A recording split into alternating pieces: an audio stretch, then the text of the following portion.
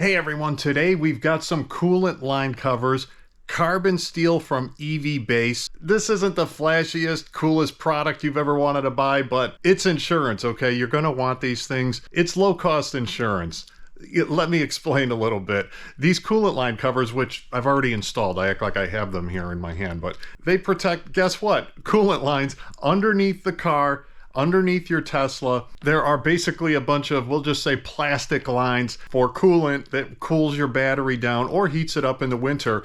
And these lines are just protected by basically more plastic. I've made a few different videos now of putting, like, I call it Under Armor underneath your car to protect these lines basically going into the battery. And in this case, they're kind of running along the fender well here. And if you run something over, if you hit something big, I actually hit a dead animal on the highway and got really lucky. It didn't break any of these lines, but it created a massive mess because it broke that panel, that plastic panel under there. It just made a mess, and I got really lucky. These are highly recommended. EVBase sells these carbon steel coolant line covers. They don't sell that other plate. I will put links below to these and also other covers, other videos. Again, highly recommend this. Since I already have these on my Model 3 Performance, the video I'm going to be doing is for a Model Y Juniper, so the 2025 Plus. EVBase has them for Model 3, Model Y, I believe all years. What's great about the Model Y Juniper is you don't have to jack the car up at all. It would make it a little bit easier, but honestly, I did one side, I jacked it up so that it was just easier to shoot a video,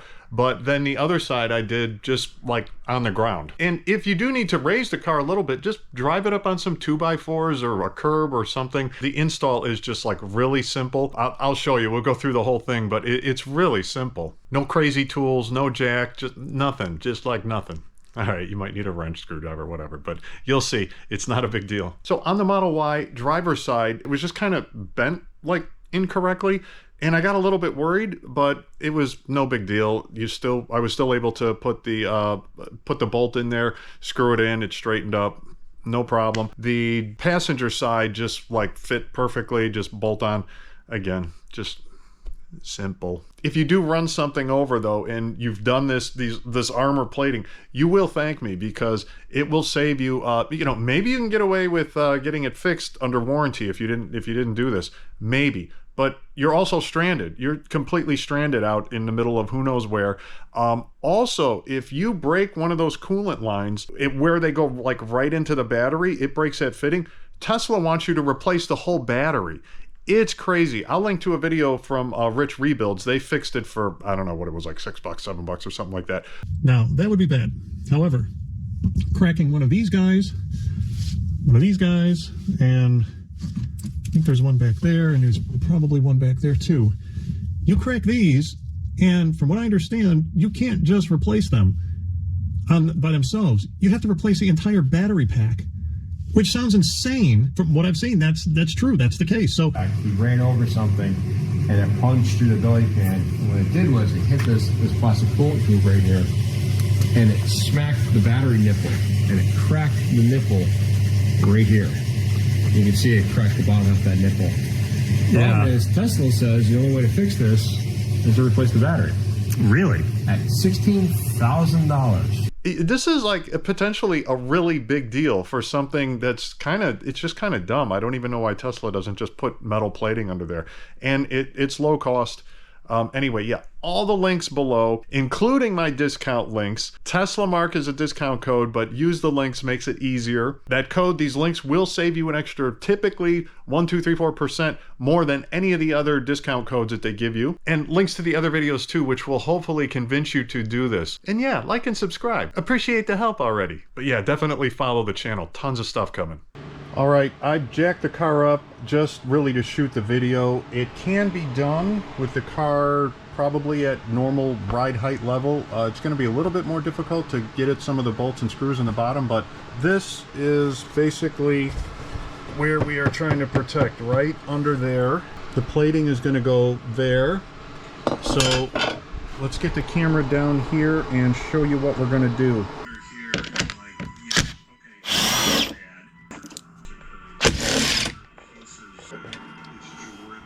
All right, so this just slaps on here this easy. It lines up with this hole here where we took that bolt out, the other one over there.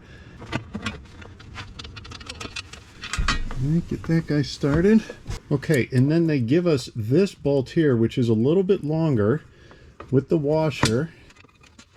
Yeah, it is. I know it's gonna be this one.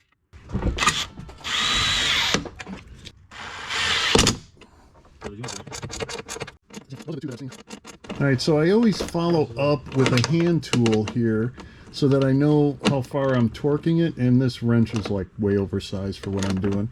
But because that that little power deal that I use, I'm not sure exactly how far it's torquing it. So anyway, use a manual wrench for the last few turns. All right, the passenger side, everything lined up really well and conformed really well, but this is the driver's side, and I haven't done more than this. Is just hand tight, but you can see how it's when I tighten this up, it's gonna have to bend this metal. It's not really conformed as well as the other side, so that's laying flat. It's just right here. You can see it should lay flat once I tighten it, so let me tighten it. Okay, after tightening these up with the ratchet, yeah, everything lines up. The metal just bends and conforms, no problem. Yeah, it's fine, everything's fine. You can see in here too, we're all good. We're all lined up. Coolant lines protected.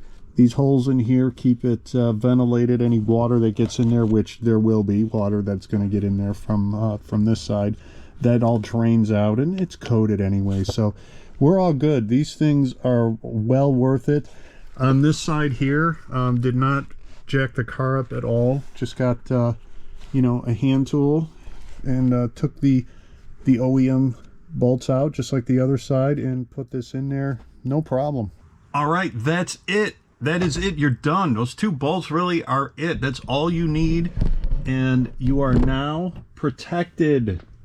It's that simple, guys. Completely worth it.